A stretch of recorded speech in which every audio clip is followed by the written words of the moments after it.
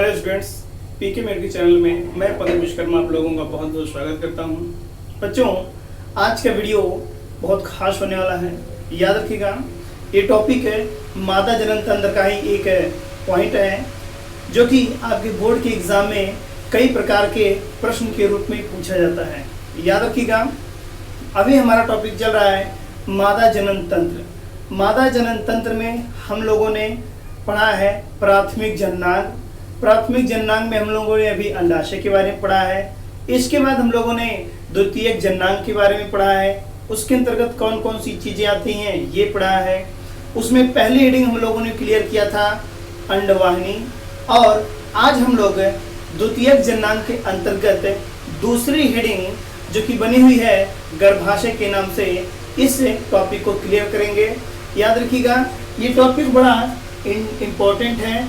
जो भी मैंने यहाँ से लेकर के यहाँ तक डायग्राम बनाया है, ये सारे जो नाम लिखे गए हैं सभी जो है इसी गर्भाशय के अंतर्गत ही हैं।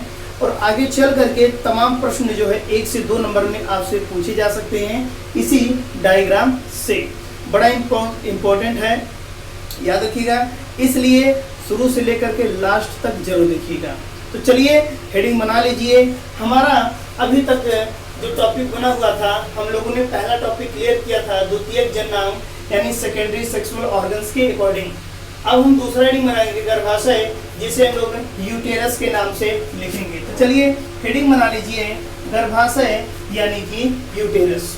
एक्चुअली गर्भाशय यानी यूटेरस होता क्या है वो ध्यान से समझिएगा। ये जो आप देख रहे हैं यहाँ से लेकर के ये पूरा जो डायग्राम आपको दिख रहा है, ये पूरा डायग्राम, ये टोटल जो है गर्भाशय ही है, यूटेरस ही है। एक्चुअली इसको मैं थोड़ा दूसरे माध्यम से दिखाता हूँ कि ये लोकेशन कहाँ होगा, कैसे पाया जाता है। ठीक है, सब कुछ आप समझ जाएंगे। तो ये है यूरिन ब्लैडर। यूरिन ब्लैडर यानी कि पेशाब की थैली। ध्यान दीजिएगा, जैसे कि आपको पता होना चाहिए कि जो पेशाब की थैली होती है ये नाभि के ठीक नीचे की तरफ पाई जाती है, आगे की ओर। ठीक इसके लास्ट हिस्से में होता है रेक्टम।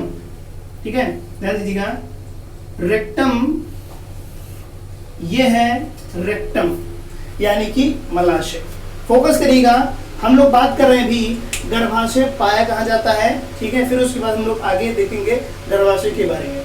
तो ये यूरिन ब्लैडर है यानी कि पेशाब की थैली है, मूत्राशय है, और पीछे की साइड में होता है रेक्टम। रेक्टम माने होता है मलाशय। ध्यान दीजिएगा, तो यूरिन ब्लैडर और इस रेक्टम के बीच में प्रेजेंट होता है ये डायग्राम जो आप देख रहे हैं। ये जो डायग्राम मैंने बनाया है, यही चीज इन दोनों के बीच में पाया जाता है। कैसे पाया जाता है वो भी ध्यान दीजिएगा। ये डायग्राम इंपॉर्टेंट है।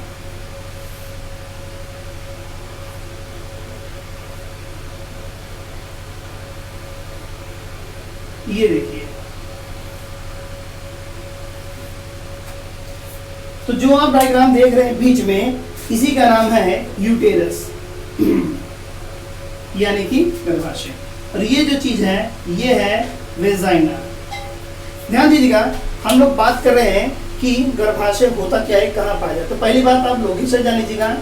ये फ्रंट एरिया है, सामने का सही ये है, और बैक साइड ये है।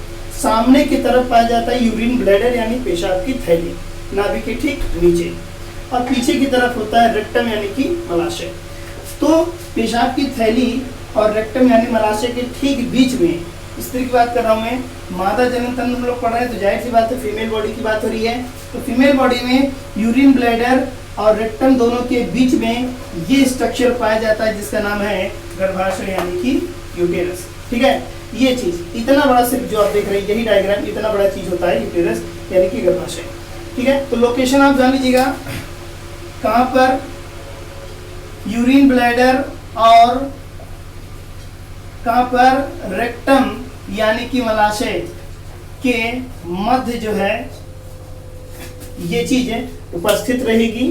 ठीक है, लंबाई चौड़ाई ध्यान दीजिएगा, कितना लंबा, 3 इंच लंबा, 2 इंच चौड़ा, और 1 इंच ये मोटा। ध्यान दीजिएगा, यानी कि लगभग 7.5 सेंटीमीटर लंबा, लगभग 5 सेंटीमीटर के चौड़ा और लगभग 2.5 सेंटीमीटर के आसपास ये मोटा होता है। इसकी साइज में बता रहा हूँ, यानी इसकी जो लंबाई होती है यहाँ से लेकर के यहाँ तक की, ये लंबाई लगभग 7.5 सेंटीमीटर होगी, यानी कि लगभग 3 इंच के आसपास। और इसकी जो चौड़ाई है वो 2 इंच के आसपास, यानी लगभग 5 सेंटीमीटर के आसपास। और जो मोटाई होती है, थिकनेस, वो 2.5 सेंटीमीटर यानी कि 1 इंच के आसपास इसकी ये औसत जो है नॉर्मल कंडीशन की मैं बात कर रहा हूँ। क्योंकि आगे चलने के बाद जैसे आप जानते हैं कि प्रेगनेंसी का जो टाइम होता है और बेबी का जो विकास का टाइम होता है, तो उस दौरान इसकी साइज जो है ये लार्ज हो जाती है, बढ़ जाती है। बाद में आफ्टर डिलीवरी ये रिकवर हो जाता है, फिर से जो है लगभग उसी शेप में आ सकता है। लेकिन मैं बात कर रहा हूँ पहले की, शुरुआती दिनों की। उस दौरान इसकी लंबाई, चौड़ाई और मोटाई लगभग इतनी ही होती है। यहाँ से लेकर के यहाँ तक का जो डायग्राम आप देख रहे हैं, छोटा सा डायग्राम, मैं इसी के बारे में बात कर रहा हूँ। इसका जो वेट है ये लगभग 30 से लेकर के 60 ग्राम के आसपास हो सकता है, यानी लगभग इसका भार जो है 30 से लेकर के 60 ग्राम होता है। एक बताओ, सबसे इंपॉर्टेंट बात ये है लोकेशन की, ये पाया कहाँ जाता है, याद रखिएगा। तो लोकेशन हो गया, इसकी साइज हो गई, इसका वेट हो गया। एक बताओ ना लीजिएगा, परिभाषा है क्या, हमें ये भी लिखना पड़ेगा। तो परिभाषा के रूप में आप ध्यान दीजिएगा, ये मादा जनन तंत्र का एक बहुत ही मुख्य भाग होता है। लिखना कैसे, शुरुआत में आपको ये लिखना होगा, गर्भाशय के अंतर्गत, यूटेरस के अंतर्गत आप फीडिंग बनाएंगे, ठीक है। उसमें लिखेंगे क्या, ये मादा जनन तंत्र का एक बहुत ही महत्वपूर्ण भाग होता है, ठीक है, जिसे हम वोम्ब के नाम से भी जानते हैं, या इसे हैस्ट्रा के नाम से भी जाना जाता है। हैस्ट्रा क्यों कहते हैं, ये बड़ा इंपॉर्टेंट पॉइंट है। एक्चुअली क्या है, किसी किसी फीमेल बॉडी में ये इस एरिया में ब्लॉकेज उत्पन्न हो जाता है, कोई प्रॉब्लम्स आ जाती है, तो प्रॉब्लम्स को मेजर करने के लिए, उसको जांचने के लिए एक टेस्ट किया जाता है, जिसे हम हैस्ट्रोस्कोपी कहते हैं। क्या कहते हैं, हैस्ट्रोस्कोपी, हैस्ट्रोस्कोपी कहा जाता है। ये एक जांच है, याद रखिएगा, जांच कब किया जाता है, गर्भाशय के अंदर अगर किसी भी प्रकार की समस्या होती है इंटरनल साइड में, तो ये एक जांच होती है। एक पतला सा लेंस की तरीके से समझ लीजिए, ये एक यंत्र होता है, उसी से जांच किया जाता है अंदर क्या प्रॉब्लम है, तो उस जांच को कहा जाता है हैस्ट्रोस्कोपी। ये स्पेशली जो है गर्भाशय की जांच को ही कहते हैं, इसलिए गर्भाशय का जो दूसरा नाम है हैस्ट्रा है। याद रखिएगा, मैंने क्या बताया, गर्भाशय क्या है, ये मादा जनन तंत्र का एक बहुत ही महत्वपूर्ण भाग है, जो द्वितीयक जननांग के अंतर्गत आता है, जिसे हम वोम्ब अथवा हैस्ट्रा के नाम से भी जानते हैं। लोकेशन क्या है, ये उदरीय भाग में, पेट वाले भाग में, नाभि के ठीक नीचे, आप कहाँ, मूत्राशय और मलाशय दोनों के बीच में उपस्थित होता है। इतना लंबा, 2 इंच चौड़ा और 1 इंच मोटा, 30 से 60 ग्राम इसका औसत भार होता है, ठीक है। ये इंपॉर्टेंट बात है। अच्छा चलिए आगे देखते हैं और क्या बातें हो सकती हैं। एक बताओ, इसे हम एक और नाम देते हैं, बड़ा इंपॉर्टेंट पॉइंट है, इसे बच्चेदानी भी कहते हैं। ये बात याद रखिएगा, इसको जो है बेबी बैग भी कहते हैं, क्योंकि बेबी का जो डेवलपमेंट है इसी वाले एरिया में होता है। शिशु का जो विकास है, भ्रूण का जो प्रत्यारोपण है, वो इसी यूटेरस कैविटी में जो है होता है, गर्भाशय गुहा के अंदर ही होता है, इसलिए इसको हम बेबी बैग या बच्चेदानी के नाम से भी जानते हैं। चलिए एक बताओ जान लीजिएगा, बड़ी इंपॉर्टेंट पॉइंट है। यहाँ पर ये जो यूटेरस आप देख रहे हैं गर्भाशय, और ये नीचे जुड़ा हुआ है वेजाइना। वेजाइना यहाँ देख रहे हैं, योनि हिंदी में कहते हैं इसे, ठीक है, योनि। तो जो गर्भाशय है, ये पूरा पॉइंट जो है जिसे मैंने यहाँ पर दिखाया है, रियलिटी में यही होता है।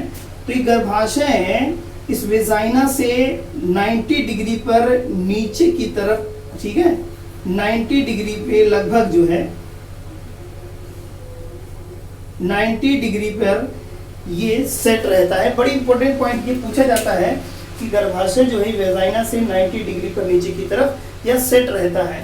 अगर ये एंगल बढ़ जाएगा 90 प्लस हो रहा है तो देन प्रॉब्लम्स क्रिएट होती है। कभी कभी क्या होता है, कुछ फीमेल्स में ये प्रॉब्लम्स देखने को मिला है कि उनमें प्रेगनेंसी की समस्या उत्पन्न हो जाती है।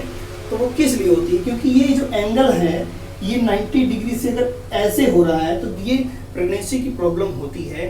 ठीक है, तो उसके बारे में हम लोग आगे जो है डिटेल बात करेंगे। जब प्रेगनेंसी का ये वीडियो बनाया जाएगा, उसके बारे में पढ़ाया जाएगा, तो हम लोग वहाँ पर इसके बारे में डिटेल बात करेंगे। फिलहाल ये ध्यान देंगे तो ये गर्भाशय के बारे में नॉर्मल चीज़ है, लोकेशन हम लोग जान गए। एक बात और जानेगा, गर्भाशय के चारों तरफ एक और लेयरिंग होती है, ऐसे पाउच नुमा बन जाता है। तो ये जो लेयर होता है, ध्यान दीजिएगा, ये देखिएगा, ये एक लेयर चल रही है ऐसे ऐसे, जो गर्भाशय के चारों तरफ लिपट करके, देखिए ऐसे लिपट करके इस गर्भाशय को, ये जो गर्भाशय आप देख रहे हैं, इस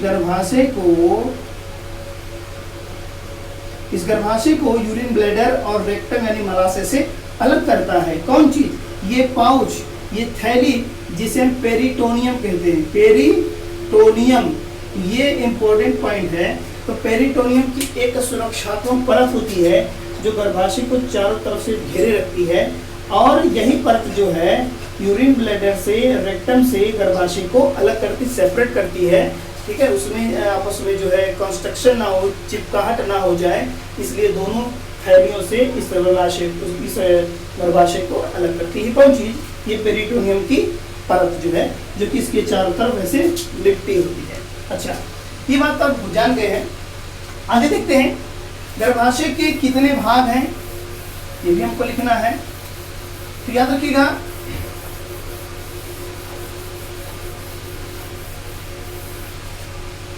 गर्भाशय के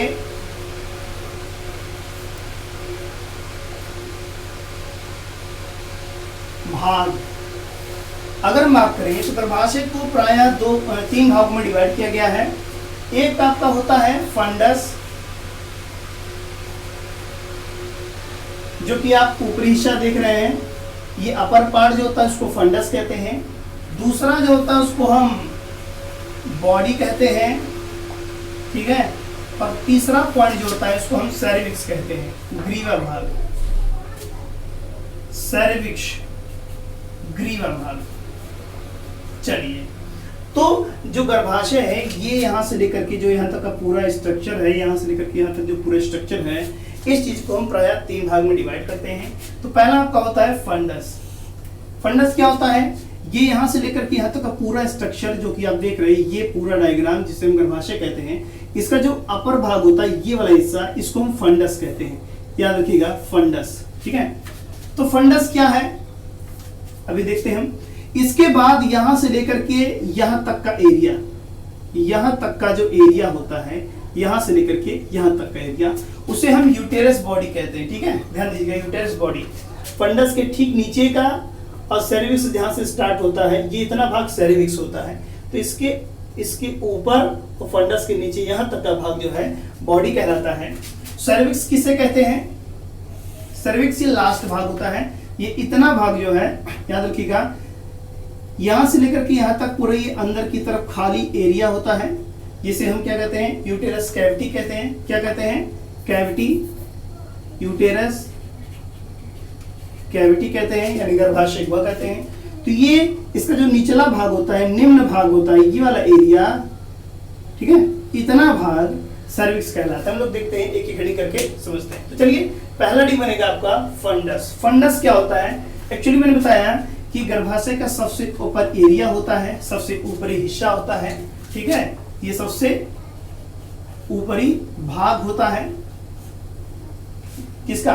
गर्भाशय का। ये शीर्ष भाग होता है, और ये वह लोकेशन है जहां पर खास तौर पे देखा जाए 80% तक चांसेस होते हैं। कितना?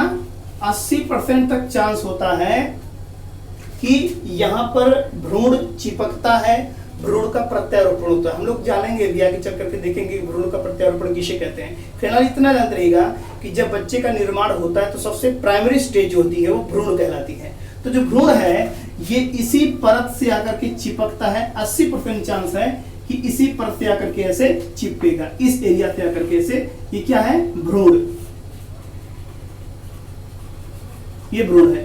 तो भ्रूण जो है ज्यादातर चांस 80% चांस है कि ये फंडस से ही आकर के चिपकता है। तो ध्यान दीजिएगा, जब भ्रूण चिपकेगा तो प्लेसेंटा का निर्माण भी यही करेगा। प्लेसेंटा का निर्माण भी यही करता है, यानी कि जो फंडस होता है इसी के द्वारा एक परत का निर्माण होता है जिसे प्लेसेंटा कहते हैं।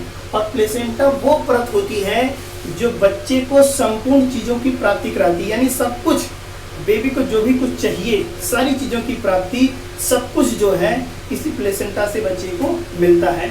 इस परत का निर्माण जो है खास तौर पे ऐसे भागों द्वारा होता है। चलिए आगे देखते हैं।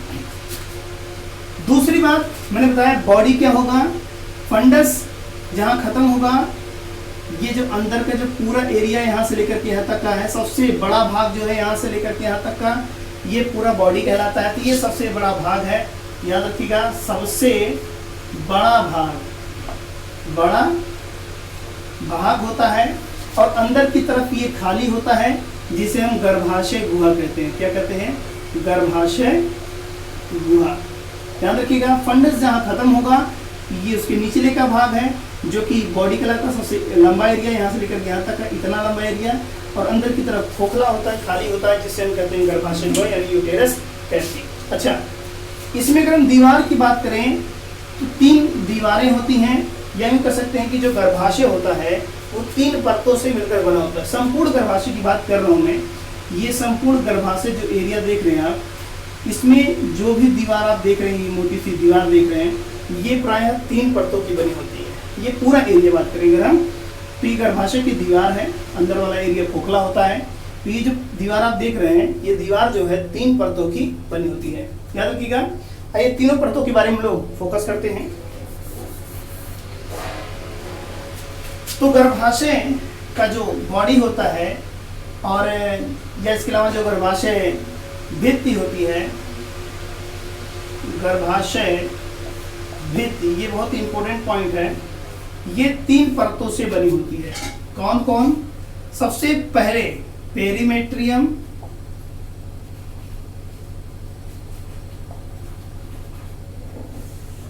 बाह्य गर्भाशय भित्ति, हिंदी में कहेंगे बाह्य गर्भाशय भित्ति। ध्यान दीजिएगा, तो गर्भाशय की जो दीवार है इतनी मोटी, ये प्रायः 3 परतों की बनी होती है।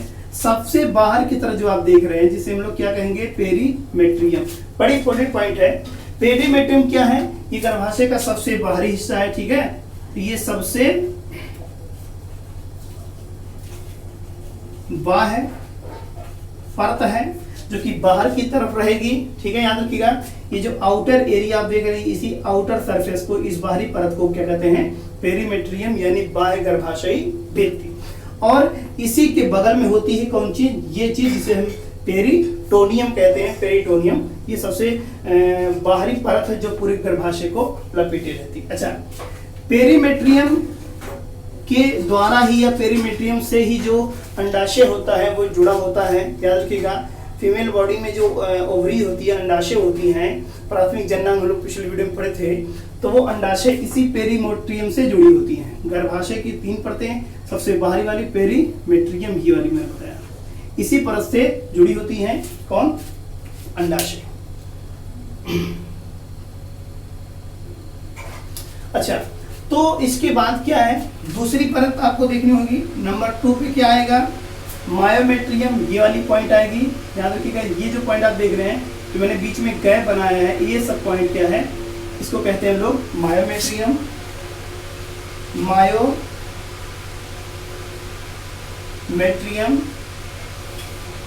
ठीक है।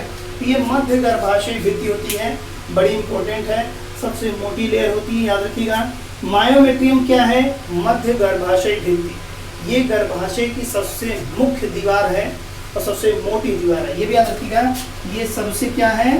मोटी है, ठीक है, और मुख्य दीवार है। बड़ी इंपॉर्टेंट पॉइंट याद रखिए। क्यों मुख्य है? क्योंकि प्रत्यारोपण जो है, भ्रूण का प्रत्यारोपण, अगर हम बात करें इस वाले एरिया में, इस वाले एरिया में, या ये भी बात करें, क्योंकि ये भी तो गर्भाशय की दीवार ही होती है। तो ये जो सबसे बीच वाली आप देख रहे हैं इधर इधर जो बीच वाली एरिया है, ये जो बीच वाला एरिया, ये बीच वाली जो दीवार आप देख रहे हैं, मोटी सी दीवार, इसी को हम मायोमेट्रियम कहते हैं। सबसे मोटी दीवार होती है, सबसे मेन होती है। क्यों होती है? क्योंकि भ्रूण का जो प्रत्यारोपण है, भ्रूण का जो प्रत्यारोपण है इसी भाग में होता है। प्रत्यारोपण किसे कहते हैं? भ्रूण आकर के इसी भाग से जुड़ता है तो उसको कहते हैं भ्रूण का प्रत्यारोपण। अच्छा, इसके अलावा इसमें इलियक मसल्स प्रेजेंट होती हैं, या इलियक जो है, नशे करेंगे ज्यादा ठीक रहेगा।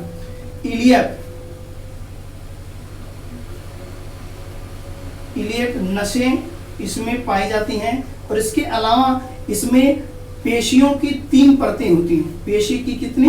3 परतें होती हैं, याद रखिएगा, बड़ा इंपॉर्टेंट पॉइंट है। ये जो आप बात कर रहे हैं मायोमेट्रियम की, इस मायोमेट्रियम की मोटाई बहुत ज्यादा होती है। मैंने बताया मोटाई क्यों होती है इसकी, क्योंकि इसमें मसल्स की 3 परतें होती हैं। मसल्स की परतों का क्या रोल होता है आपको पता होना चाहिए कि जब प्रेगनेंसी होती है तो ये एरिया ऐसे बढ़ जाता है, बड़ा हो जाता है, ठीक है। जो वम्ब होता है, वम्ब जो होता है, गर्भाशय जो होता है, ये बड़ा हो जाता है, फैल करके लार्ज हो जाता है। क्यों हो जाता है? क्योंकि जो मसल्स होती हैं वही फैल करके साइज को बढ़ाती हैं। ये बात आप जानते रहिएगा। जब साइज फैलती है तो उसकी वजह से इस दीवार में जो भी नसें होती है वो भी फैलनी चाहिए। तो उसमें क्या होता है, नसें कुछ इस टाइप से होती हैं, स्प्रिंग के आकार की होती हैं, जो कि जब ये एरिया फैलता है तो नसें भी स्प्रिंग की तरह फैल जाती हैं। और फिर आफ्टर डिलीवरी जब ये एरिया कॉन्स्ट्रक्ट होता है, सिकुड़ता है, तो नसें फिर से सिकुड़ जाती हैं। तो ऐसी नसों को, स्प्रिंग लाइक नसों को हम कहते हैं इलियक नसें। और इलियक नसें जो खास तौर पे इसी मायोमेट्रियम वाले परत में, इस बीच वाली दीवार में ही पाई जाती हैं। अच्छा, ये बताओ कि जो मायोमेट्रियम है इसमें या इसके द्वारा ऑक्सीटोसिन नामक हार्मोन निकलता है।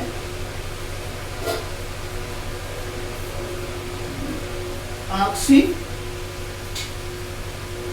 नामक हार्मोन स्रावित होता है। ये भी आप जानते रहिएगा, कौन सा हार्मोन? ऑक्सीटोसिन। ऑक्सीटोसिन हार्मोन इसी मायोमेट्रियम यानी बीच वाली दीवार के द्वारा स्रावित होता है। ये हार्मोन करता क्या है? इसका काम है सिकोड़ना, खासतौर पे सिकोड़ लेना।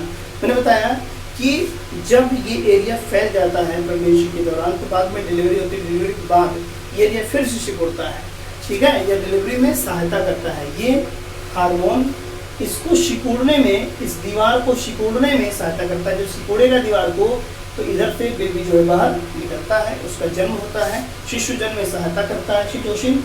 इसके अलावा दीवार को ये सिकुड़ता है। हम लोग इस हार्मोन के बारे में आगे पढ़ेंगे डिटेल में। फिलहाल के तौर पे आप मायोमेट्रियम में इतना लिखेंगे, ठीक है।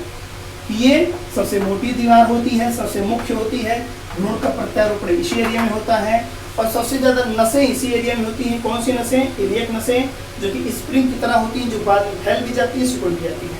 इसके अलावा इसमें मसल्स की 3 मोटी परतें होती हैं, जिस वजह से ये फैलती और सिकुड़ती है, क्योंकि मसल्स का ही काम होता है सिकुड़ना और फैलाना। बस हार्मोन सिर्फ हेल्प करता है। ऑक्सीटोसिन नामक हार्मोन इसी मायोमेट्रियम परत के द्वारा स्रावित होता है, जो सिकुड़ने में हेल्प करता है, फैलाने में नहीं। चलिए, तो दूसरी पॉइंट जान गए हम। अब हम तीसरी परत की बात करते हैं, सबसे भीतरी वाली तीसरी परत, जिसका नाम है इंडोमेट्रियम। कौन सा? इंडोमेट्रियम। ये तीसरी दीवार।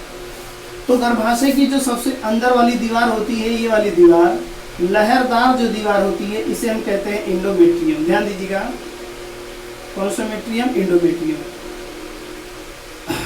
गर्भाशय की ये सबसे अंदर वाली लहरदार परत है, याद रखिएगा। कौन सी परत? आंतरिक परत है, और ये लहरदार परत होती है, लहरदार परत होती है। यानी इसमें देखा जाए तो सीलिएटेड मसल्स होते हैं, जो इसके इंटरनल भाग को लहरदार बना देते हैं। इसमें रोएदार स्ट्रक्चर्स होते हैं, याद रखिएगा। तो सबसे पहली बात, ये आंतरिक परत होती है, लहरदार होती है। और मुख्य परत क्या तो नहीं सकते, फिलहाल इंपॉर्टेंट तो है ही ये भी। अच्छा, ये जो है 2 परतों की बनी होती है, यानी कि जो इंडोमेट्रियम है इसमें 2 परतें होती हैं। एक परत होती है आपका स्ट्रेटम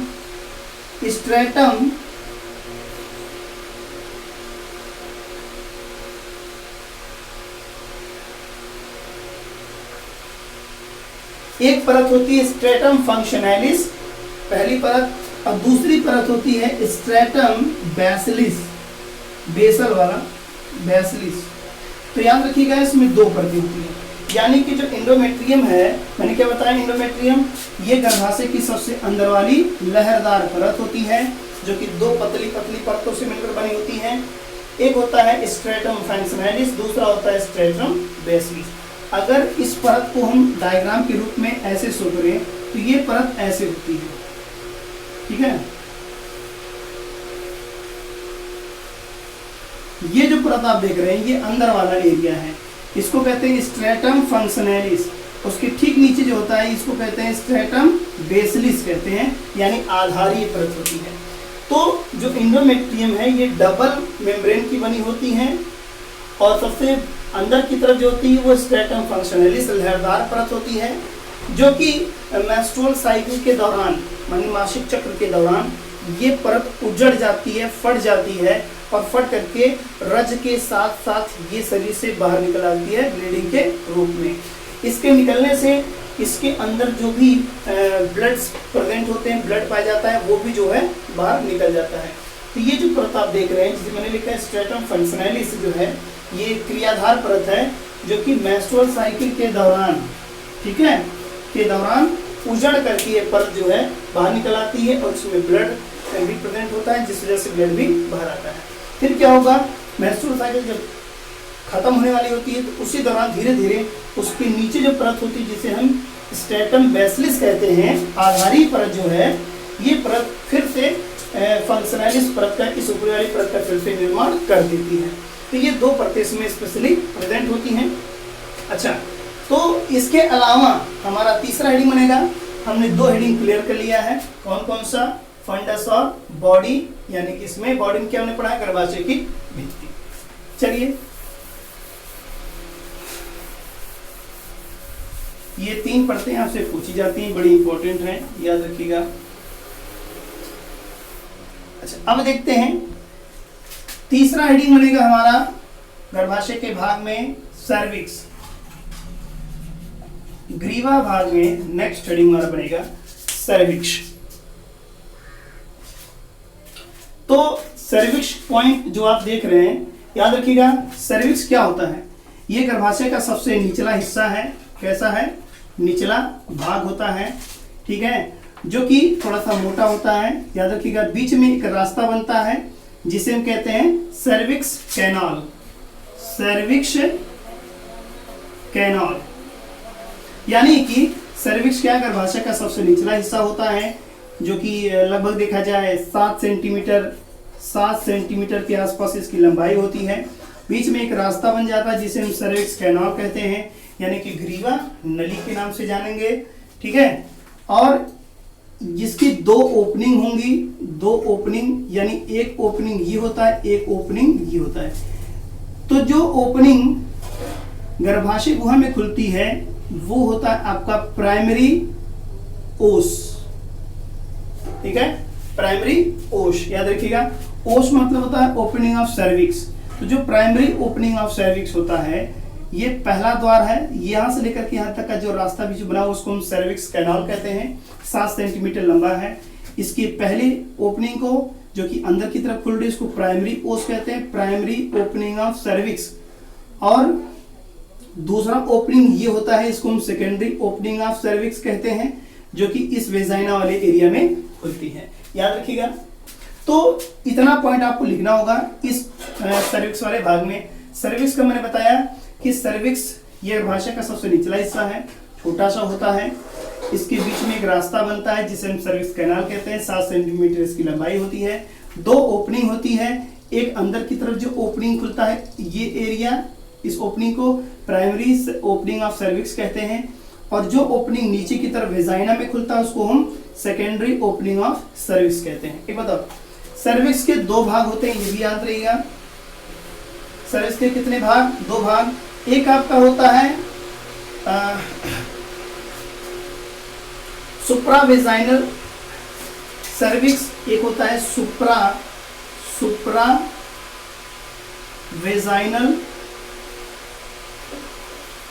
सर्विक्स, तो दूसरा होता है वेजाइनल सर्विक्स।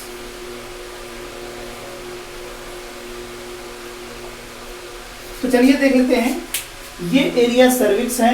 सर्विक्स दो भाग में बांटा गया है। सर्विक्स का यहां से लेकर के ऊपर का भाग, इतना भाग जो है ये ऊपर वाले एरिया में आता है। वेजाइना, ये आप देख लीजिए डायग्राम, ये वेजाइना है, ये एरिया क्या है, वेजाइना है। तो वेजाइना में आधा भाग जो है वेजाइना में आता है और आधा भाग सर्विक्स का ऊपर आता है। ध्यान से देखिएगा, सर्विक्स इतना है, इसका आधा भाग वेजाइना में आएगा इस एरिया में। इस भाग को, सर्विक्स के इस भाग को कहते हैं वेजाइनल सर्विक्स, और सर्विक्स का इतना भाग वेजाइना के ऊपर होता है। तो इतने भाग को क्या कहते हैं, सुप्रा वेजाइनल सर्विक्स। सुप्रा मतलब श्रेष्ठ, ऊपर की तरफ आना। तो ये सर्विक्स है, ठीक है। इसके बाद हम लोग अगले वीडियो के माध्यम से पढ़ेंगे वेजाइना के बारे में और इसके गर्भाशय के कार्य के बारे में। तो फिर नए वीडियो में अगले टॉपिक के साथ मुलाकात होगी। तब तक के लिए नमस्कार।